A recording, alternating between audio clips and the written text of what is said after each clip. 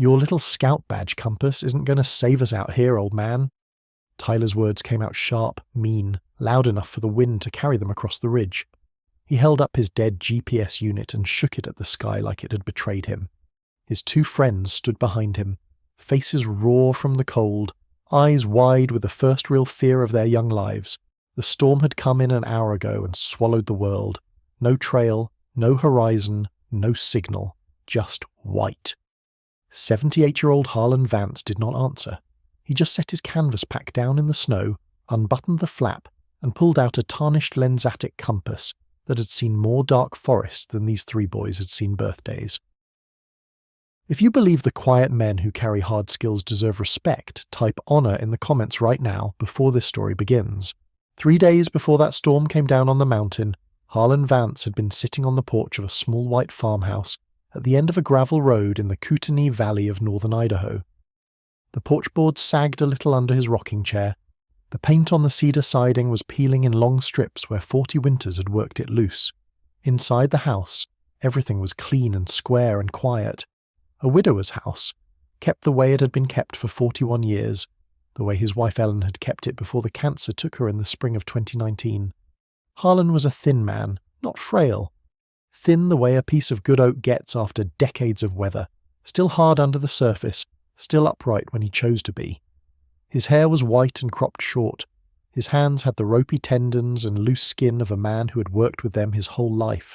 He walked with a cane now, a plain hickory stick he had cut and shaped himself the year after Ellen died, because the left knee had finally given out in 2022 after carrying him up and down mountains for more than 50 years. On the wall of his living room above the old cast-iron stove there was a shadow box. Most visitors never noticed it. It was small, tucked into the corner, the glass a little smoky with stove heat. Inside, if a person looked closely, they would find a folded green beret, a tarnished combat infantryman badge, a set of master parachutist wings with a small gold star above them, and a unit crest that nobody in the Kootenai Valley could have identified because the unit it belonged to had not officially existed for more than 30 years. The compass that would save 3 lives on a cold November night had been given to Harlan in the autumn of 1974 in a supply room at Fort Bragg, North Carolina, by a sergeant named Cal Emmons, who would be dead within the year. Harlan had carried it ever since, on long walks, in 3 wars he was not supposed to have been in, through country on 4 continents where the maps were wrong and the language on the signs could get a man killed. He did not talk about any of this. He rarely talked about anything at all.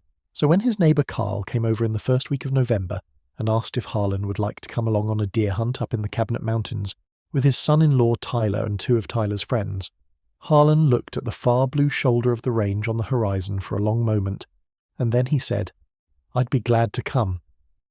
What Carl did not know, what he could not have known, was that the 3 young men Harlan was about to spend 4 days with had already given him a nickname.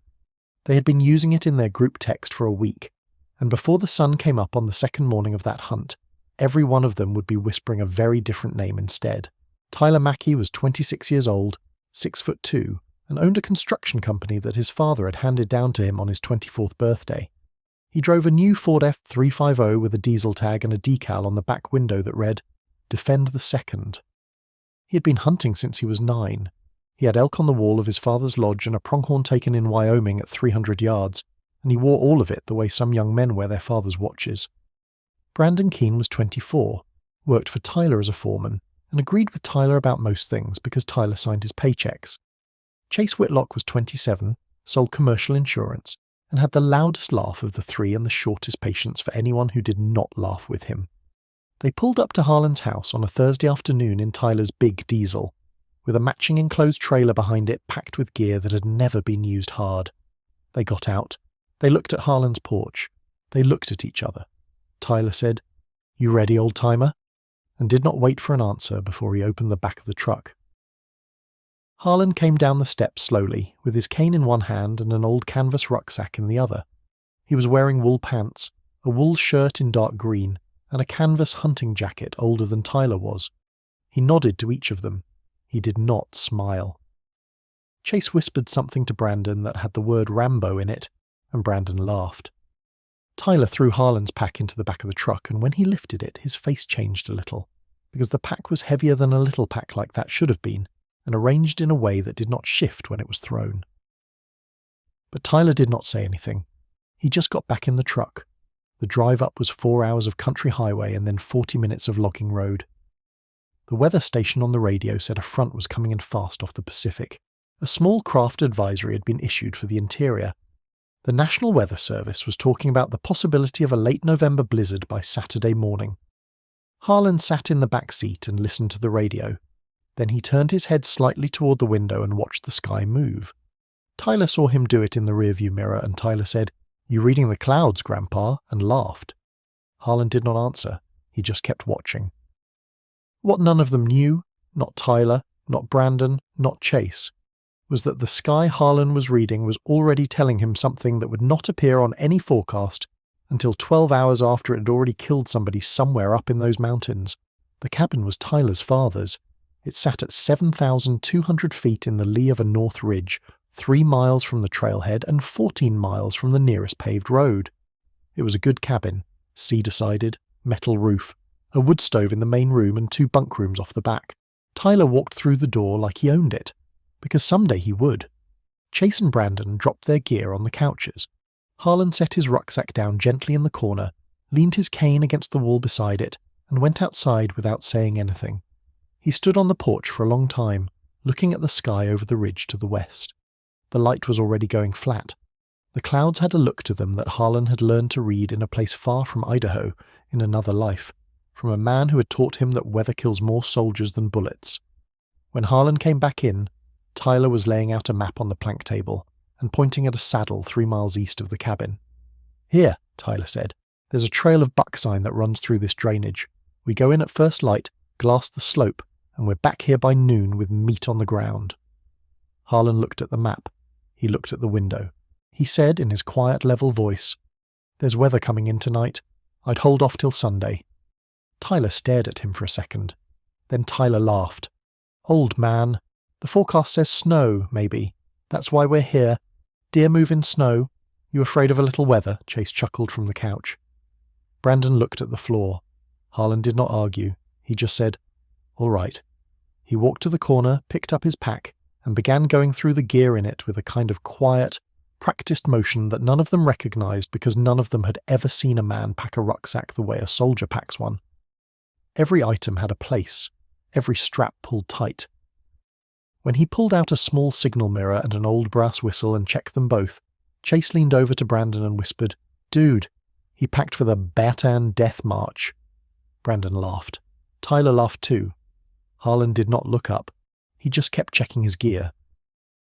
Outside, a single snowflake came down past the window, then another, and then the wind began, low at first, just a hum in the cedar rafters, the way it does before it starts to mean something.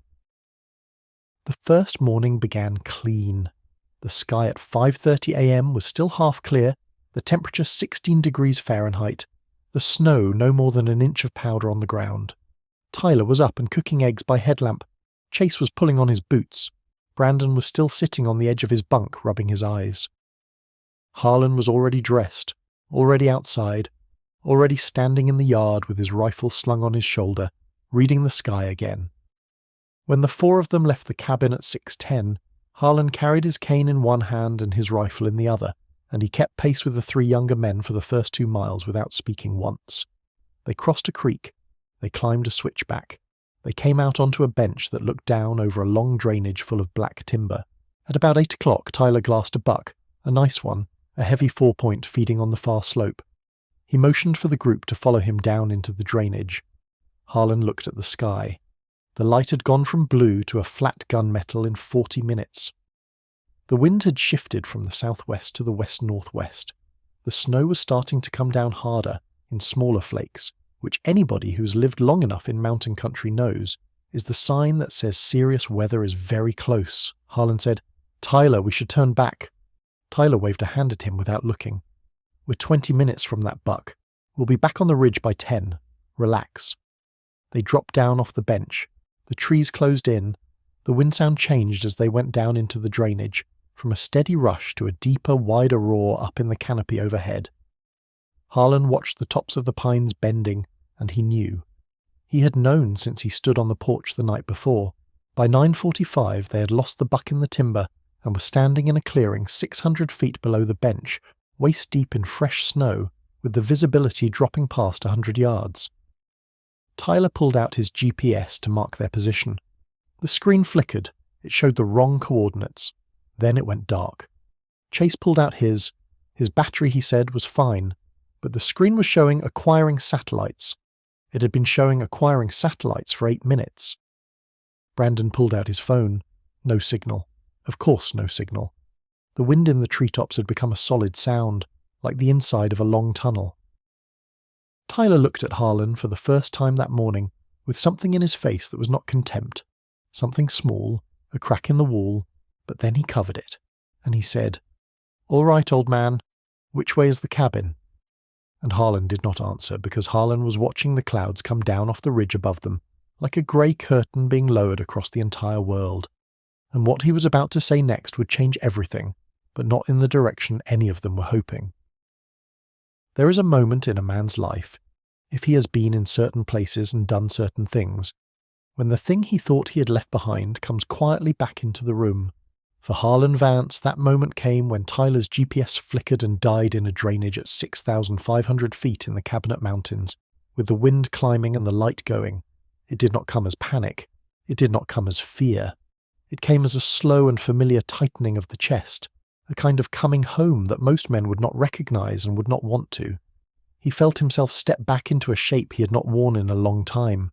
He felt the weight of the compass in his left jacket pocket. He felt the small roll of paper and pencil stub in his right. He felt his own breathing slow down without being asked. In his mind, though he would never have told another living person about it, he heard the voice of Master Sergeant Cal Emmons, the man who had handed him that compass in the supply room at Fort Bragg in the fall of 1974.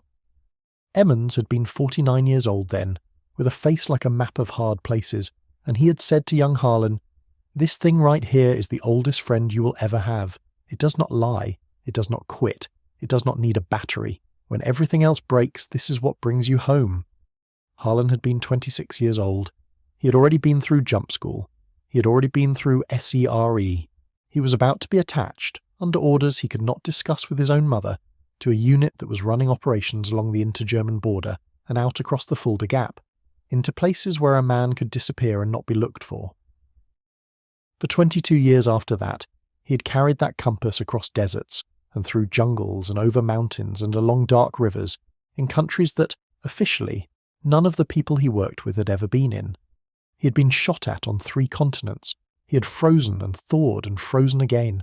He had walked 50-mile routes on dead reckoning, through fog and rain and night, with nothing but the compass and the slow patient count of his own boots. He had eventually come home. He had married Ellen. He had become a man who fixed his own fence posts and split his own wood, and did not tell his wife everything about his life before her. Now, in the clearing, with the snow coming down on his bare head because he had not yet pulled his hood up, Harlan closed his eyes for one slow breath and opened them again. And when he opened them, he was not just an old man with a cane anymore. He was something else, something he had been once, something he had never stopped being. "Harlan." Tyler's voice was sharper now. The swagger was thinner. "Which way is the cabin, old man?" Harlan did not answer him right away. He walked slowly, because of the knee, but without hesitation, to the edge of the clearing where the last recognizable landmark was still visible. The spine of the ridge they had come down off, still a faint shape above them through the falling snow. He pulled the lensatic compass out of his jacket pocket. The case was brass, tarnished almost black along the hinge. The lanyard was paracord, hand-tied, dark with 30 years of skin oil and dirt. He opened it with one hand the way a man opens a watch he has opened 10,000 times. He held it level, sighted through the rear aperture along the wire, and read the bearing off the ridge spine. He did not write it in the notebook yet. He held the number in his head. He turned to the 3 young men. "Listen to me now," he said, and for the first time on that trip his voice had a weight in it that stopped all 3 of them where they stood. It was not loud. It was not angry. It was simply the voice of a man who had been in serious trouble before, and who had decided that they were now in serious trouble together.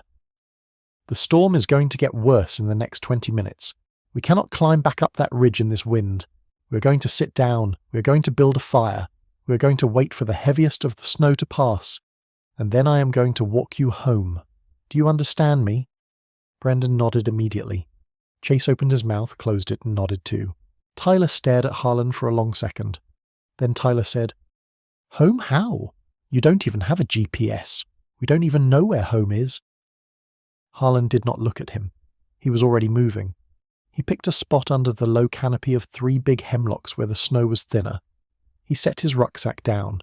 He pulled out a small folding saw, a hank of fat wood, a ferro rod, and a square of wool blanket.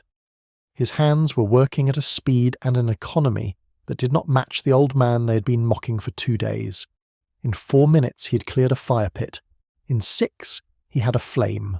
In 9 he had a small but serious fire throwing heat against a reflector wall of packed snow. And when he finally looked up and met Tyler's eyes across that fire, there was something in Harlan's face that Tyler had never seen on any man before in his life, and it was the first thing all weekend that made Tyler Mackey genuinely afraid.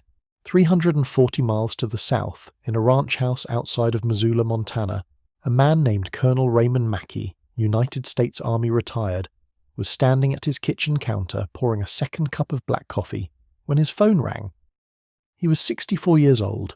He had retired out of the Army 4 years before.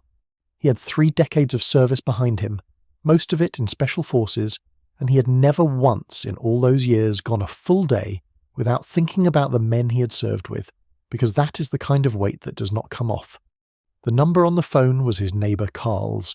Ray put down the coffee and picked up. "Carl." Carl's voice was uneven.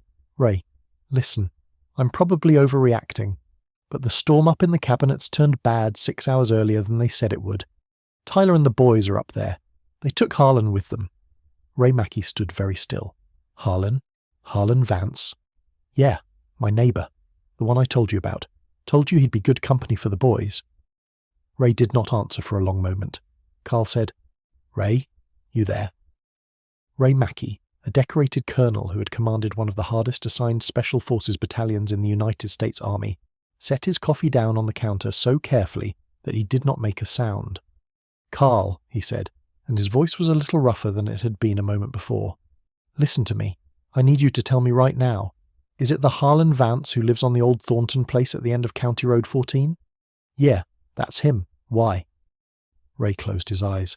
For a second, he was 24 years old again, a first lieutenant standing on a freezing airfield in West Germany in January of 1986. Watching a man with grey already in his beard at 38 years old brief him about a route across country that no American soldier was supposed to walk. He opened his eyes.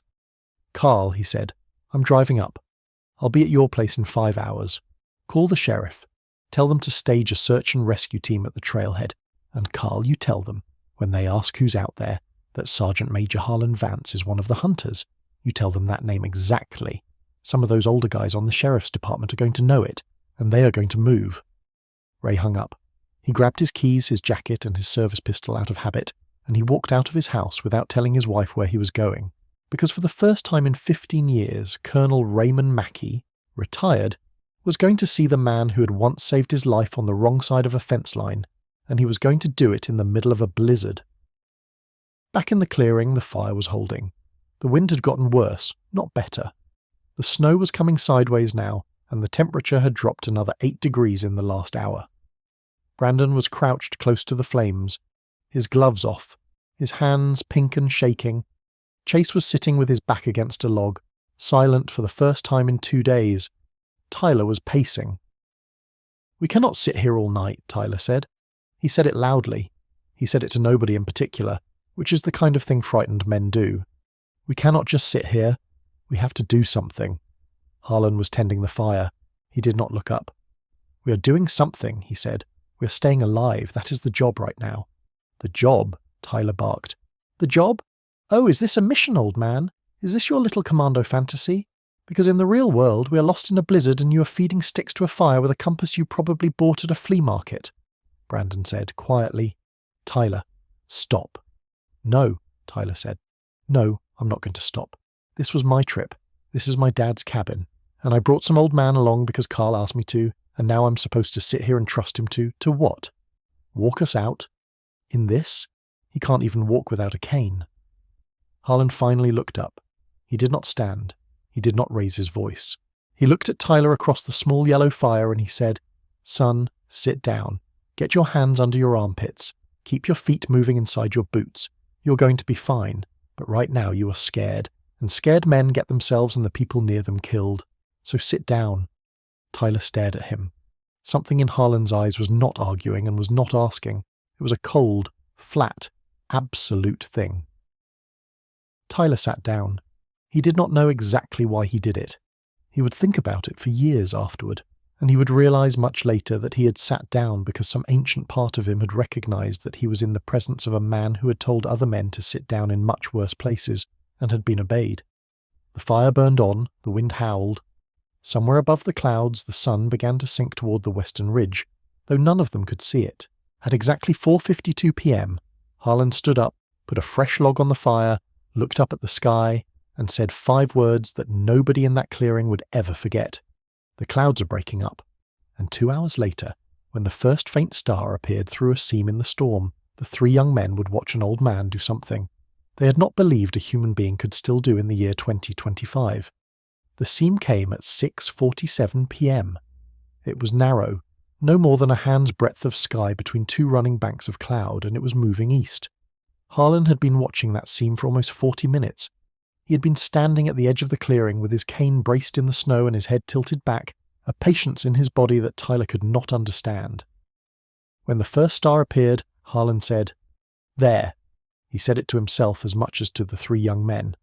He pulled the compass out of his pocket again. He pulled from a small oilcloth wrap in his jacket a laminated card that looked older than any of them. It had printed on it, in careful black ink, a simple set of star tables and bearings. Harlan held the compass level. He found Polaris, not right away, because the seam was narrow and the Big Dipper was partly clouded. But when it broke wider for 30 seconds, he saw the 2 pointer stars of the Dipper, and he traced the line up. True north sat exactly where he needed it to be. He took a bearing on Polaris. He compared it to the magnetic reading on the compass. He wrote 2 numbers on a piece of paper with a pencil stub from his jacket. He did a piece of arithmetic in his head, a man who could no longer reliably remember the names of his old unit members, but could still do declination correction from memory, in the dark, in a storm, at 78 years old. He looked at Tyler. "The cabin," Harlan said, "is 3.2 miles from where we're standing, on a bearing of 285 degrees magnetic, give or take a quarter of a mile.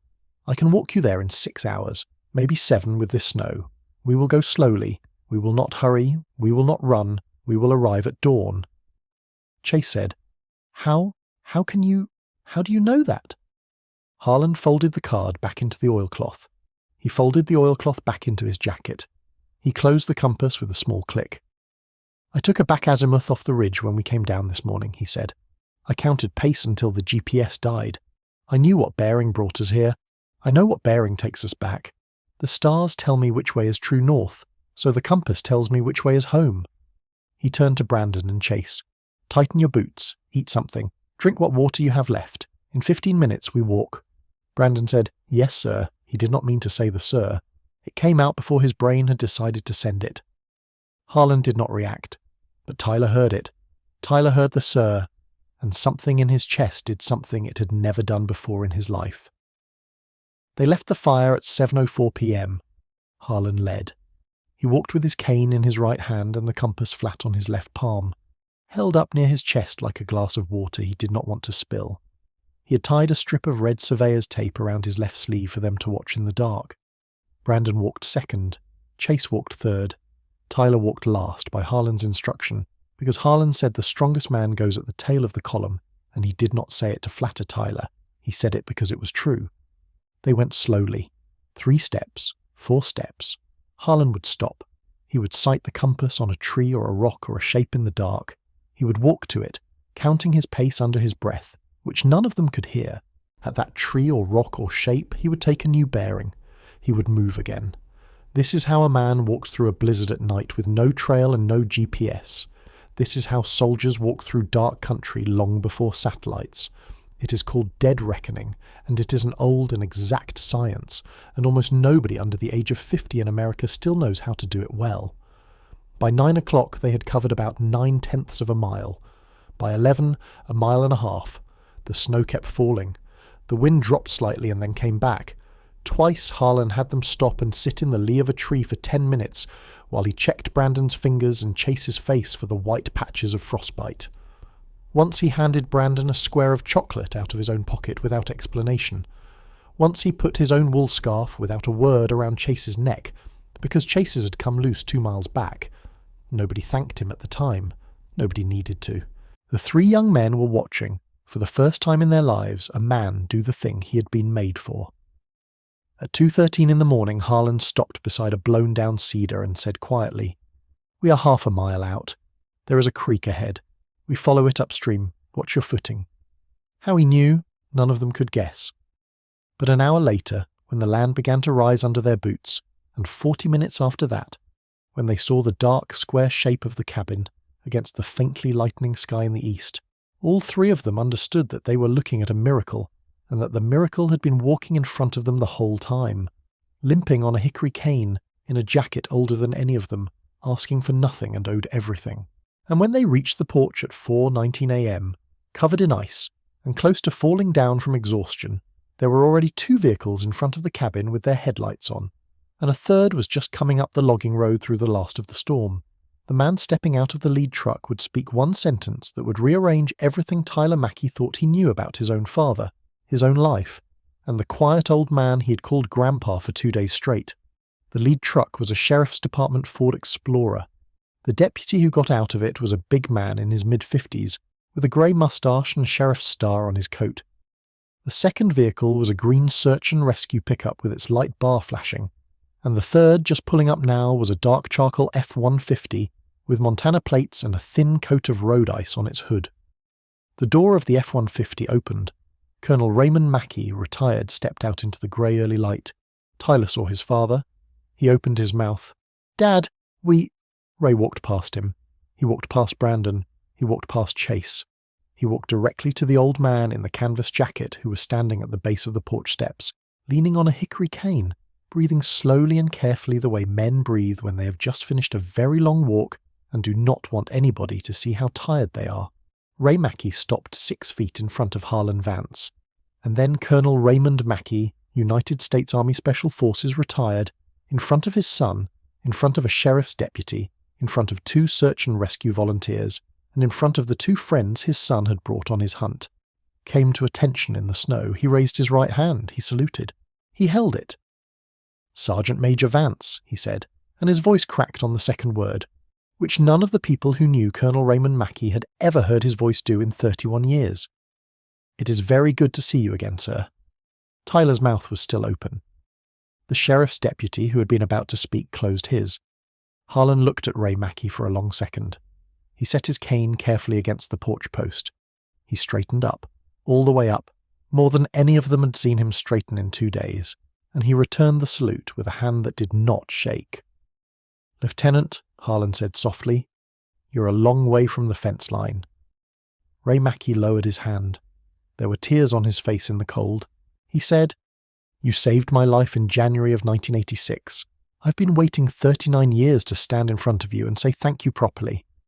And Harlan Vance, who had not asked for this, who had not wanted this, who had only wanted to walk 3 scared boys home out of a storm, bowed his head for a moment, just a moment, because he had spent 50 years not being thanked. And the weight of it, now in front of Tyler's horrified face, was more than even a man like Harlan could quite carry standing up. The sheriff's deputy was named Ron Hollis. He was 58 years old. He had served 8 years in the 75th Ranger Regiment before he had come home to Idaho. When he had gotten the call at 10 o'clock the night before and heard the name Sergeant Major Harlan Vance, he had put down his coffee in the dispatch room, had stared at the wall for 10 seconds, and had said, out loud, to nobody, "I'll be damned, he's still alive." He had driven 90 minutes through a blizzard to be at that cabin by 4 a.m., because he had, as a young ranger, once attended a 3-day off-the-books land navigation course at Fort Bragg in 1989 that had been taught by a wiry master sergeant named Vance, who had walked a group of rangers through a North Carolina swamp at night without a map, and had, at the end of 3 days, told every one of them, quietly, that there were only 3 things that would bring a man home from a bad piece of country: his compass, his head, and the men on his left and right. Ron Hollis had never forgotten him. He got out of the Explorer now. He walked to Harlan. He did not salute, because he was not in uniform the way Ray Mackey had once been, but he took off his ball cap and he held it against his chest. "Sergeant Major," he said, "it's an honor." Harlan nodded at him. "Ranger," he said, "the way you say a word you have not said in a long time. You were at Bragg." "Yes, sir, 1989. Harlan looked at him for a second longer. "You stayed in a long time." "8 years, sir. Then I came home." "Good," Harlan said. And there was something in the one word that made Ron Hollis have to look at the ground for a second. Meanwhile, on the porch steps, Tyler Mackey was sitting down with his face in his hands, because his father had just walked past him without speaking to him, and had saluted an old man Tyler had called Grandpa, and everything Tyler thought he had understood about the last 48 hours was collapsing in on itself, with a sound he could almost hear. Brandon was crying quietly and trying not to. Chase was standing with his arms limp at his sides, staring at Harlan, the way a man stares at something he cannot understand. And there would be one more moment, one more thing said inside that cabin over coffee in the next hour, that would finish the work the mountain had begun, and would send Tyler Mackey off that ridge a different man than the one who had come up it. Inside the cabin, the wood stove was burning hot. Brandon and Chase were wrapped in blankets. Harlan sat in the chair closest to the stove because Ron Hollis had insisted. A medic from Search and Rescue was checking his hands and his core temperature. Harlan kept apologizing to the medic quietly for being so much trouble. The medic, who was 29 years old, kept saying, "Sir, please stop apologizing." Colonel Ray Mackey sat across from Harlan at the plank table. Tyler sat next to his father. Tyler was pale. He had not said a word in 45 minutes. Ray took a breath. He spoke to Harlan, but he was really speaking so that his son could hear. "Tyler," Ray said without looking at him, "I want you to understand who this man is. In January of 1986, I was a first lieutenant on a route across a very cold piece of country in Europe that was not officially a place the United States Army was operating in. I got separated from my team in a whiteout. My compass had frozen up because I had let it get too close to my chest. I walked for 4 hours in the wrong direction, and I knew, at about the 3rd hour, that I was going to die of hypothermia before dawn. Sergeant Major Vance, then Master Sergeant Vance, came back for me alone. He walked 5 miles through snow in a country where being found would have been very bad for both of us. He carried me the last half mile. I weighed 190 pounds, and he was already 38 years old. He never mentioned it in an after-action report. He never asked for a citation. He took me back to our rally point, and he handed me a canteen of warm water, and he said, "Lieutenant, next time, keep your compass under your armpit, not against your chest. Cold metal steals heat from your core." And he walked off, and I served 29 more years in the United States Army because of what that man did that night. Ray turned and looked at his son finally. "And you," he said quietly, "called him Grandpa, and you laughed at his compass." Tyler did not answer. He could not. There was nothing to say. Harlan lifted his coffee carefully with both hands. He looked at Tyler. He did not look angry. He did not even look disappointed. He looked kind, in the way very old men can be kind, the kind of kindness that does not forgive because it has nothing to forgive. And Harlan said to Tyler gently, "Son, you learned something out there last night. That's worth the trip. Don't waste it." The story of what happened in the cabinets that November did not appear in any newspaper. Harlan Vance would not let it. When Ron Hollis's department tried to write it up in the public bulletin, Harlan asked them, quietly, to leave his name out, and they did, because when a man like that asks, a man like Ron Hollis says yes. Tyler Mackey drove Harlan home that afternoon. He carried Harlan's pack to the porch. He did not throw it this time. He set it down gently on the boards beside the rocking chair. He stood on the gravel for a long moment, looking up at the old man framed in the doorway of the small white farmhouse. Then he said, "Mr. Vance, I owe you my life. I do not know how to pay that back." Harlan looked at him from the porch. He smiled, a small, tired, genuine smile, and he said, "You don't pay it back, son. You pay it forward. That is how it works." Tyler did not speak for a long time after that. He drove home in silence through country he had driven through 100 times and never really seen.